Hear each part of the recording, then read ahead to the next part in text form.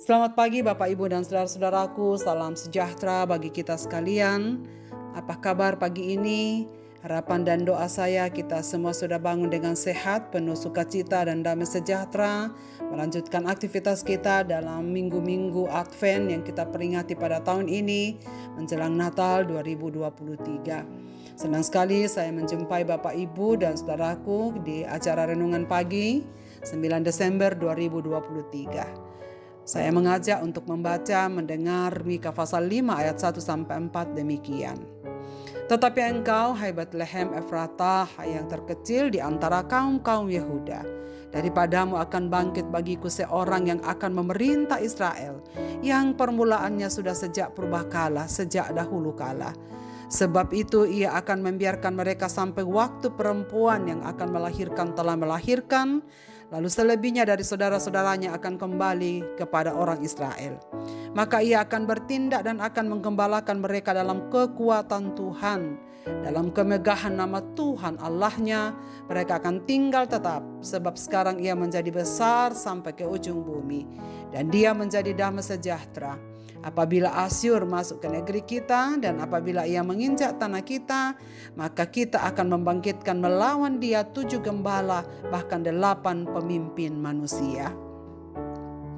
Kecil namun bermanfaat. Saudara-saudaraku, dalam Mika pasal 5 ayat 1 yang telah kita baca tadi tertulis, tetapi engkau, hai Betlehem Efratah, hai yang terkecil di antara kaum-kaum Yehuda, daripadamu akan bangkit bagiku seorang yang akan memerintah Israel, yang permulaannya sudah sejak purbakala, sejak dahulu kala. Nubuat Mika tentang kisah kelahiran. Dengan pernyataan tegas ini dinyatakan, Tuhan tak ingin berita kelahiran ini dirahasiakan, melainkan disebarkan ke seluruh negeri dengan keyakinan, ya, yang diurapi itu akan lahir dari keturunan Daud. Sungguh akan datang untuk menyelamatkan Israel dari hal-hal yang tak dapat mereka tanggung sendiri. Saudara-saudaraku, bayangkan bagaimana rasanya hidup dalam penantian di zaman para nabi. Yang lanjut usianya itu akan datang. Orang-orang percaya dan para pemimpi yang penasaran pasti menjalani hari-hari mereka dengan penuh penantian. Seperti apakah raja ini nanti? Mungkin mereka bertanya, hikmat apa yang akan ada padanya? Hikmat apa yang juga ia akan berikan kepada kita untuk membawa kita keluar dari pembuangan dalam kesusahan besar di rantau orang? Bagaimana raja ini akan memperkenalkan dirinya saat dia datang nanti? Sebagaimana natur Yesus, ia mengambil peran sebagai gembala yang sesungguhnya menggenapi nubuat bahwa ia akan datang sebagai gembala yang memberi para dombanya kehadiran indah dari kekuatan dan keamanan. Sungguh sangat menenangkan saudara-saudaraku ketika kita memiliki juru selamat yang membimbing kita seperti gembala membimbing para dombanya di jalan yang seharusnya kita tempuh, bukan di jalan yang terbaik menurut pikiran kita. Kita cenderung sesat dan menjauhi hatinya, seperti yang dikatakan dalam himne Datanglah ya sumber rahmat, seperti yang kita nyanyikan di dalam kidung jemaat. Sang gembala akan menjaga Israel dengan naturnya yang penuh keagungan dan hormat dalam nama Bapa. Ia akan berdiri teguh sebagai penjaga utama hidup kita, mengantar kita dengan gagah ke padang rumput yang kekal. Ini sesuatu yang tidak hanya dirindukan umat Tuhan, melainkan juga sangat dibutuhkan tempat perlindungan yang aman, yang akan memberi peristirahatan dalam damai sejahtera. Ayat 3 dalam bacaan teks yang kita baca tadi meyakinkan kita tentang perlindungan kudus yang akan diberikan Kristus. Mereka akan tinggal tetap, sebab sekarang ia menjadi besar sampai ke ujung bumi. Saudara-saudaraku yang dikasihi Tuhan, dalam teks ini kita melihat bahwa raja yang akan datang, gembala agung itu akan menjadi damai sejahtera bagi kita. Seperti apa damai sejahtera ini? Kita mungkin membayangkan sekawanan domba jinak beristirahat bebas di bawah pohon rindang, sementara sang gembala berdiri dengan tongkat di tangan, memastikan adanya ketenangan dalam penjagaannya. Kedamaiannya membawa shalom abadi ke dalam setiap jalan kehidupan. Bahkan Pasukan Asyur yang akan menyerang Israel dari segala penjuru pun tidak mampu menembus pintu gerbangnya. Sebagaimana dalam ayat 4 yang kita baca, sungguh tidak ada tempat yang lebih aman selain di dalam pelukan kasih Sang Pencipta, sehingga kita dapat tinggal di ladangnya tanpa ancaman bahaya selama-lamanya.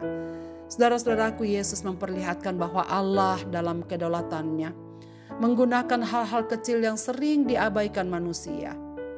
Tindakan Allah ini bertolak belakang dengan konsep dunia yang mengagungkan yang besar dan hebat.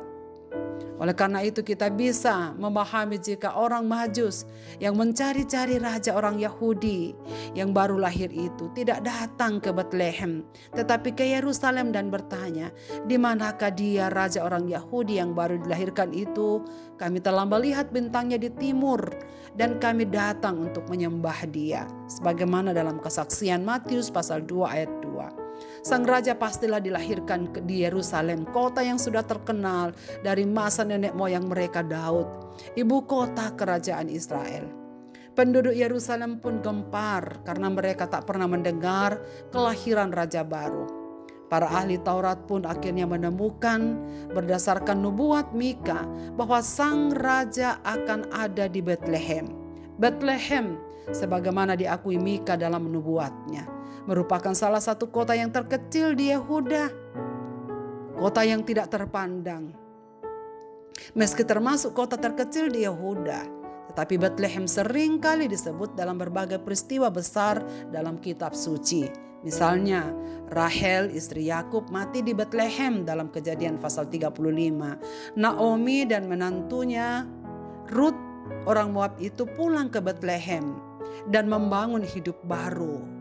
Rut pasal 1 ayat 19. Samuel mengurapi raja besar Daud sebagai raja di Betlehem dalam kitab 1 Samuel pasal 16. Jadi kita tahu bahwa meskipun Betlehem disebut terkecil, tetapi sesungguhnya dia punya nama besar sejak dari nenek moyang bangsa Israel.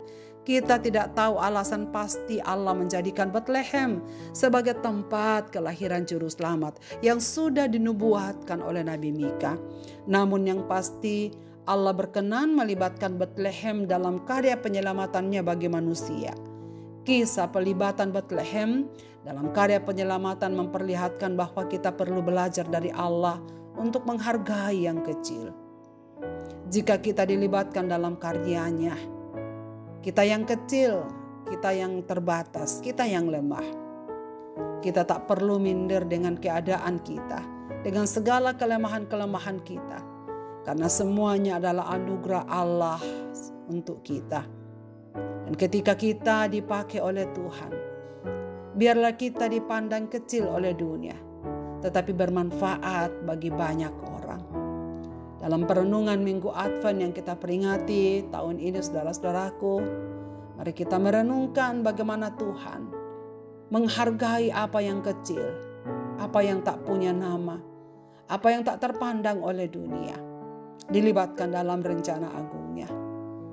Dan saya percaya, saudara-saudaraku, ketika kita terlibat di dalam pelayanan yang agung di tengah-tengah dunia ini, sesungguhnya hanya karena kemurahannya yang besar, yang ingin memakai kita yang kecil ini untuk menjadi berkat bagi banyak orang. Maka hargailah yang kecil, hargailah yang lemah, bersyukurlah untuk segala sesuatu yang ada, sebab Tuhan yang akan beranugerah di atas yang kecil. Marilah kita berdoa.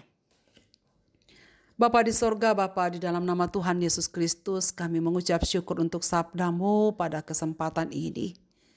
Bahwa apa yang kecil dalam pemandangan dunia seringkali menjadi penting di mata Tuhan. Kami bersyukur Tuhan mengingatkan kami akan janji-Mu ini. Bahwa apa yang kecil, apa yang terbatas, apa yang lemah, jika Tuhan ada di dalamnya, akan dapat berfungsi dan bermanfaat lebih banyak bagi banyak orang. Ya Tuhan, kami berseru kepadamu pada pagi ini, dalam memperingati perayaan Minggu Advent sebagai umat-umat yang Engkau kasihi di seluruh dunia. Kami mohon supaya Tuhan memberikan kami kerendahan hati untuk selalu memandang kepada Tuhan, menyadari bahwa apa yang ada pada kami, segala keterbatasan, segala yang kami miliki, jika Tuhan memberkati, akan dapat bermanfaat bagi banyak orang. Itulah sebabnya Tuhan, kami serahkan diri kami dalam segala kelemahannya. Kami serahkan diri dalam keterbatasannya. Biarlah menjadi persembahan yang berbau harum di hadapan-Mu ya Tuhan. Pakailah kami seturut dengan kehendak-Mu. Dan hamba-Mu berdoa untuk segenap mendengarkan renungan ini. Tuhan memberkati supaya pagi ini mereka menyadari bahwa kalau Tuhan melibatkan kami dalam pekerjaan-Mu, itu semua karena kemurahan-Mu. Terima kasih ya Bapa di sorga, kami serahkan diri dalam tangan pimpinan-Mu. Di dalam dan demi nama Yesus Kristus Tuhan kami berdoa. Amin. Selamat beraktivitas Bapak, Ibu, dan saudara-saudaraku. Tuhan Yesus memberkati kita sekalian.